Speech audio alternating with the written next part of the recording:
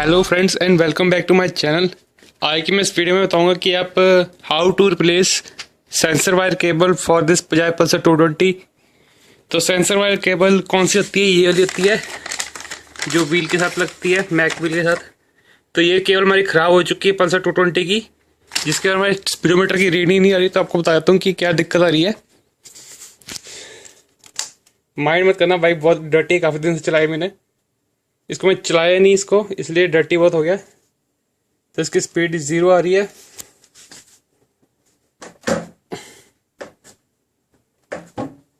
तो इसका व्हील घुमाने पर भी इसकी रीडिंग 0 आ रही है, जिसका मतलब कि मेरा सेंसर डेड हो चुका है। तो हम क्या करेंगे, इसका ये वायर है, ये मेरी कट हो गई थी, मैंने इसको ठीक की थी बट ये चल पड़ी थी। अब कुछ सालों बाद, 2-3 सालों बाद ये वायर को अब रिप्लेस करने की नौबत आ गई है। तो टूल क्या चाहिए आपको इसके लिए? 22 mm का ये सॉकेट व्हील खोलने के लिए, ये 12-13 नंबर का पाना, 8 mm की टी हैंडल, एक पेचकस ऑप्शनल है अगर आपको डिस्क ब्रेक के जो पैड्स है उसको कंप्रेस करने के काम आएगा। और ऑब्वियसली हमें ये जेन्युइन सेंसर वायर केबल, ये एक्चुअली नए मॉडल की है। इसका एक फ़ायदा है, इसका फ़ायदा ये कि आप ये जो वायर को आप रिप्लेस कर सकते हैं। ये 2 हिस्सों में आते हैं, 2 यूनिट में डिवाइड हो जाता है। ये एक कंप्लीट 2 in 1 यूनिट है। जैसे ये अगला आपका डिब्बा जाता है स्पेसर वाला, ये अलग हो जाता है और इसकी वायर भी अलग हो जाती है। तो जो पुराना मॉडल था वो 1 यूनिट आता था, जिसके बाद ये वायर अटैच ही होती थी, मतलब कि डालो पक्की वायर कनेक्टेड होती, जिससे हम अलग नहीं कर सकते थे। तो ये इसका एक फ़ायदा ही है, हमें बार बार व्हील खोलने की जरूरत नहीं पड़ेगी। हमें यहाँ से वायर डिटैच करके न्यू वायर अटैच कर सकते हैं, जो कि हमारे पुराने यूनिट में नहीं था। ये देखो, पुराने यूनिट में कोई ये सिस्टम नहीं जिससे हम वायर डिटैच अटैच कर सकते हैं। ये कंप्लीट 1 यूनिट था वायर का। तो चलो शुरू करते हैं। तो शुरू करने से पहले हम इसकी वायर कनेक्शन वाली जगह पे जाएंगे, जो कि हमारे नीचे मिल गई। ये इसका वायर कनेक्टर है। 1 मिनट। तो शुरू करने से पहले सबसे इजी काम, इसके वायर को हम डिस्कनेक्ट करेंगे। तो चलो डिस्कनेक्ट करता हूँ उसको मैं।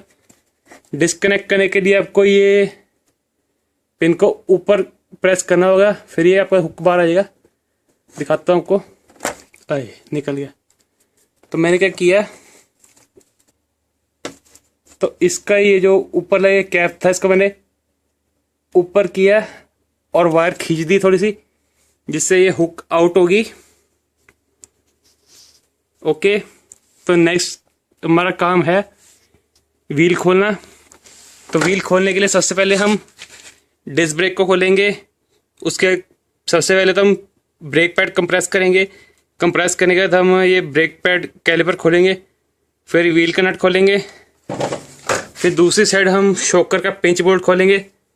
देन हम उसके रॉड खींच के बाहर निकालेंगे, जिससे हमारे सेंसर का ये होल्डर बाहर निकलेगा। चलो शुरू करते हैं। तो सबसे पहले हम इस ब्रेक पैड को कंप्रेस करते हैं इसकी मदद से।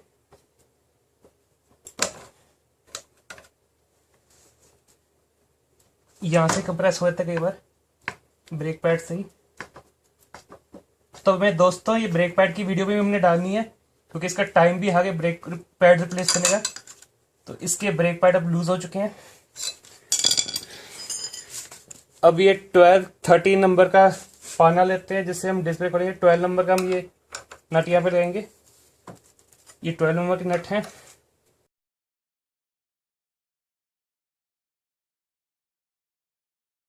ओके, हमारा ये कैलिपर हो गया डिसअसेंबल। तो हम 22 मिलीमीटर का ये सॉकेट लेंगे, अब इसको खोलेंगे हम। खोल गया। दोस्तों एक बात तो मैं भूल गया, उधर हमें इंजन को सपोर्ट देने, ताकि जब भी व्हील हम निकालेंगे तो गाड़ी नीचे ना हो जाए। सो इसलिए मैं अभी जैक स्टैंड लेके आता हूँ, वो बताना भूल गया, मेंशन करना भूल गया। तो वेट करो, मैं जैक स्टैंड लेके आता हूँ। सो इस बाइक को मैंने इससे होल्ड किया है, यहाँ पे चेसी पे इसका वो लगा दी मैंने जैक स्टैंड, ताकि बाइक जब व्हील निकाले आगे स्लाइड ना हो जाए, गिर ना जाए। ओके गाइस, मैं ये जैक स्टैंड लेके आ गया हूँ। वो चेसी के साथ मैंने सपोर्ट कर दिया है। तो सपोर्ट करने के बाद मैं अब इस नट को खोलता हूँ। ये नट सेफली रखता हूँ यहाँ पे। और दूसरी साइड मैंने एक पिंच नट होता है, शो करके दिखाता हूँ आपको मैं। ये हमारा दूसरा शोकर है लेफ्ट हैंड साइड का। और अब मैं इसका 13 mm का पाना लेके इसको खोलूंगा। इसका पिंच जो हुआ था वो खोलूंगा। ओके, ये थोड़ा लूज अप हो गया। ठीक है, अब दूसरी साइड से मैं इसको हिट करूंगा ताकि रॉड बाहर आ जाए। तो चीज़ों को संभालो।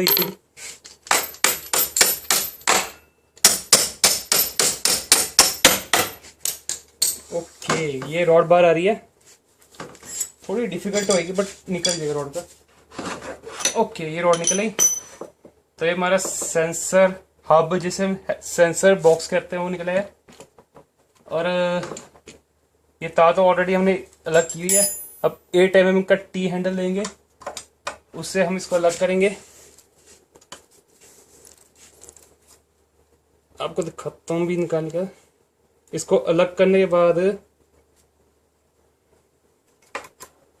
ये हो गया अलग। ध्यान रखना चीजों का, गुम ना हो जाए। ओके, ये है हमारा पुराना सेंसर यूनिट का, जो कि ये केबल अटैच होती है इसके साथ, ये अलग नहीं हो सकती। ये इसकी केबल पूरी, ये इसकी केबल थी यहाँ से ब्रोकन। अब पता लगे मेरे पैसे वेस्ट हो गए। अगर मैं इसको जोड़ देता तभी मैं काफ़ी सारे पैसे बचा सकता था। बट ये आप खुशकिस्मत हो कि मैं आपके लिए वीडियो बना रहा हूँ। तो मेरे लिए फ़ायदा एक तरह से, क्योंकि मुझे नया सेंसर मिला है जिसकी कंप्लीट 2 यूनिट है एक तरह से। ये हब यूनिट और ये पूरी वायर यूनिट। ये हम इसको अलग करके हम नई रिप्लेस भी कर सकते हैं, जो कि BS4 मॉडल में आ रहा है। तो कंपनी वाले कहते थे कि ये चल जाएगा BS2 मॉडल, जो कि मेरा BS2 मॉडल जो 2008 मॉडल पल्सर है। तो ये मुझे 330 रुपीज़ की केबल पड़ी है जेन्युइन बजाज डीलर से। इसकी कीमत इस पर लिखी हुई है 318 प्लस GST मैंने पे की, जिससे हमें 330 की पड़ेगी केबल ये। तो एक केबल हम इसको इंस्टॉल करते हैं। चलो शुरू करते हैं। तो शुरू करने से पहले इसको निकाल लेते हैं हम, ये वायर होल्डर को पुरानी केबल से। तो थोड़ा डिफिकल्ट है पर निकाल लेते हैं। निकल जा। चलो मैं टाइम वेस्ट नहीं करता, इसको वापस आता हूँ मैं। तो अब हम इस होल्डर को, क्लैंप को, जो कि वायर होल्डर का काम करती है, इसको अलग करते हैं। तो ये है यहाँ का कट। इसको हम थोड़ा सा इधर करेंगे किनारे पे, इसको ऊपर करके इससे वायर टेक आउट कर देंगे। तो ये पुराना सेंसर यूनिट अलग हो गया हमारे से। ये संभाल के रखूँगा, क्या पता काम आ जाए वायरिंग के। तो चलो इसको सेफली कहीं पर रखते हैं। और अब दूसरे नया सेंसर यूनिट लेते हैं जिस पे हम वायर लगाते हैं अब। तो वायर थोड़ी मोटी है, इसकी वायर थोड़ी डिफिकल्ट होगी चलाने में। स्पीड सेंसर इस पे लिखा हुआ है, speed sensor original genuine by Bajaj. तो स्पीड सेंसर की बस वायर खराब होती है, सेंसर का बिल्कुल ओके होता है, बस वायरिंग की प्रॉब्लम आती है। तो ये वायर चलाते हैं, पर दिक्कत ये है इसका बोर छोटा है, ये वायर मोटी है तो मुश्किल से ही डलेगी। तो मैं अभी डाल के वापस आता हूँ। ओके फ्रेंड्स, मैंने ये सेंसर यूनिट पे ये केबल बहुत मुश्किल से चढ़ाया, टाइटली चढ़ा, बट खैर चढ़ गया। तो चलो शुरू कर। क्लोज में देख सकते हो कि आप यहाँ पे व्हील पे कट बने, बट उससे पहले हम व्हील को साफ करते हैं। धागा बहुत लगा हुआ है।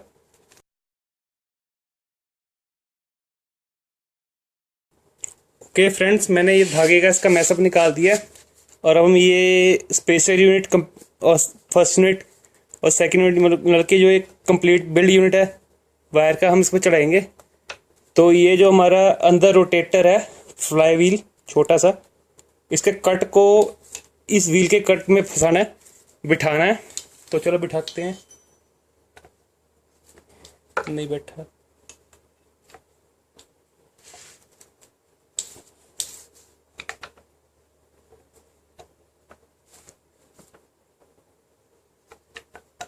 चलो बैठ गया।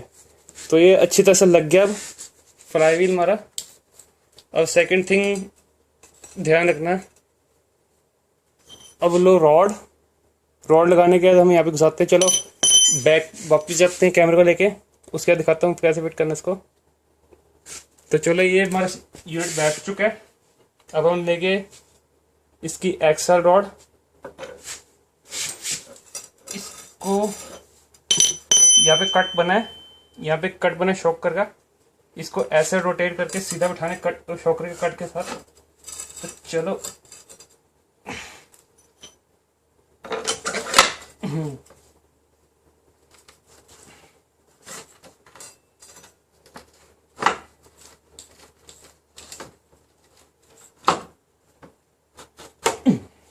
ये हो गया हमारा वापस लॉक। तो अब हम सारे नट वापस लगाते हैं।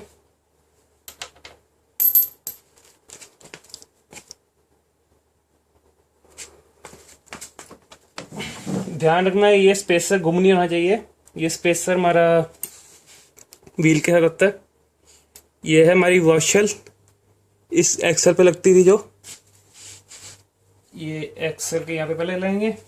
ये 22 नंबर का नट यहाँ पे कसेंगे।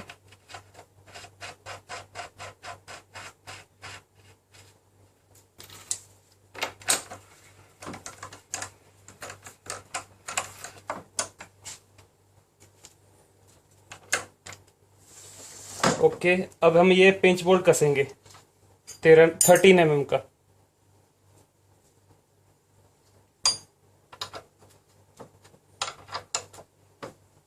नाउ फाइनली हम व्हील घुमा के देखेंगे इसका,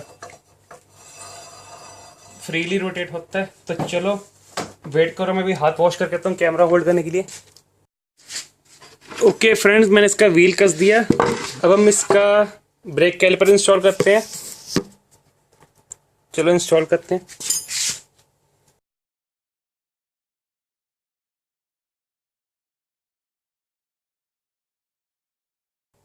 इसे कसो, ज़्यादा टॉर्क मत करना ताकि इसकी कैलिपर के थ्रेड्स खराब ना हो जाए। और अब हमने ब्रेक को कंप्रेस करना है।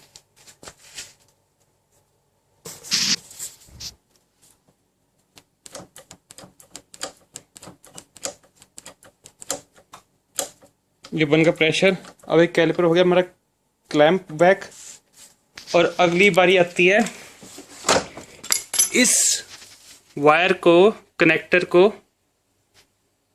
वहाँ पे उस पे कनेक्ट करने की। तो उस कनेक्टर की पोजीशन क्या है, ये जो ऊपर आप देख रहे हो, ऊपर लॉक हेड है। लॉक हेड को लॉक के साथ अटैच करना है। तो ये वायर का ऊपरला ये हमारा लॉक होता है, और ये वायर का ऊपरला ये लॉक हेड, ये ऊपरला हिस्सा देख रहे हो, ये वाला यहाँ पे ये पॉइंट है एक तरह से, ये वाला। तो ये पॉइंट हमने यहाँ पे फंसाना है, ये वाला पॉइंट हमने इस लॉक पे फंसाना है। तो कनेक्ट करते हैं इसको।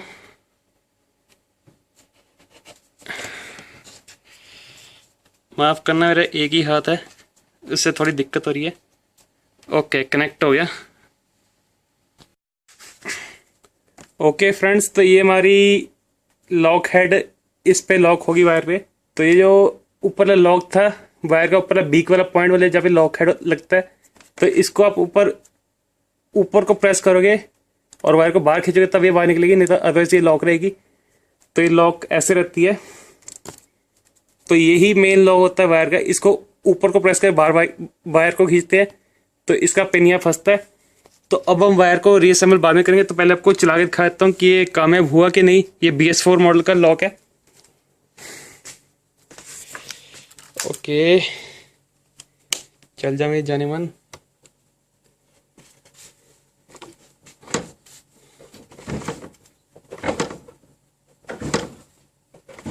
तो ये चल पड़ा स्पीडोमीटर हमारा।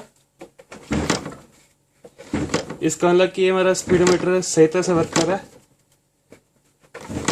ओके, तो हमारा स्पीडोमीटर की वायर सक्सेसफुली रिप्लेस होगी। तो मैं दिखाता हूँ कि मैंने ये कहाँ पे बिठाया। ये जो लॉक होता है यहाँ पे कट बना होता है, इस पे फंसता है हमारा यूनिट। और अब बारी आती है इसकी वायर होल्डिंग की लगाने की। यहाँ पे वायर होल्डिंग लगी, उसके बाद हम वायर को वापस वाइंड अप करेंगे। तो मैं वापस आता हूँ वाइंड अप करने के बाद। सो फ्रेंड्स, मैंने इसकी सारी वायरिंग पैक बैक कर दी है, जो कि इसके इस साइड पे लगी थी वायर। यहाँ पे इसकी स्पीडोमीटर की केबल आती है, स्विच केबल आती है, जैसे इग्निशन स्विच जैसे चाबी लगती है वहाँ पे आती है। और कई ऐसी केबल है जैसे इंडिकेटर, कंट्रोल स्विच, सारी इसी मॉड्यूल में होती है। तो ये सारी मैंने असेंबल बैक कर दी है, मतलब ढंग से वापस पैक कर दिए तारों को। ब्रेक भी वापस लगा दी है, कैलिपर वापस फिट कर दिए, नट अच्छे से कस दिए, चेक कर दिए मैंने, पिंच बोर्ड को अच्छे से कस दिए। तो चलो इसको घुमा के देखते हैं। वैसे दोस्तों ये सर्विस अनइवन है, क्योंकि मेरे पास जगह तो है नहीं, तो इसलिए व्हील पूरा स्पिन नहीं हो पा रहा, कि ये बाइक पूरा ज़्यादा बैठता नहीं है। तो चलो मैं आपको दिखाया था इसका एक टूर। तो ये हमारे अब रीडिंग आ रही है स्पीडोमीटर की, इसका अंदर ये हमारा स्पीडोमीटर काम कर रहा है। तो ये BS4 मॉडल का है, जो नया मॉडल आ रहा है पल्सर का। 2-in-1 यूनिट है, जबकि ये पूरा 1 कंप्लीट बिल्ड यूनिट था। ये खराब सेंसर नहीं था, जब मैंने इसको खोला तब पता किया कि इसका एक वायर ब्रोकन है। ये देख सकते हैं, इसकी एक वायर ब्रोकन है येलो कलर की। तो ये बस ये एक तरह से वेस्ट भी हो गया, बट चलो आप एक तरह से आपके लिए फ़ायदेमंद रहा वीडियो। सो कैसा लगा आपका video? Hope like this video. So इस तरह की स्पीडोमीटर केवल पल्सर 150, 180 और 220 में है। पल्सर 200 NS/RS का मुझे पता नहीं, उसकी शायद ऐसा ही एक तरह से प्रोसेस है। बट ऐसे की स्पीडोमीटर केवल आपको अपाची RTR में मिलेगी, अपाची RR थिएटर में शायद ही मिलेगी, और ये अपनी Yamaha R15 phasor FZ16 phasor में भी मिलेगी। और ऐसे कई बाइक जिसके आगे स्पीडोमीटर केबल लगी होती है, तो रिप्लेसमेंट का प्रोसेस सेम होता है। सो कैसा लगा आपका video? Hope like this video. So ये वीडियो उन बंदों का शेयर किए जिसकी स्पीडोमीटर केबल रिप्लेस करने वाली हो और स्पीडोमीटर काम ना कर रहा हो। So till then, take care, ride safe and subscribe my channel. Take care, bye.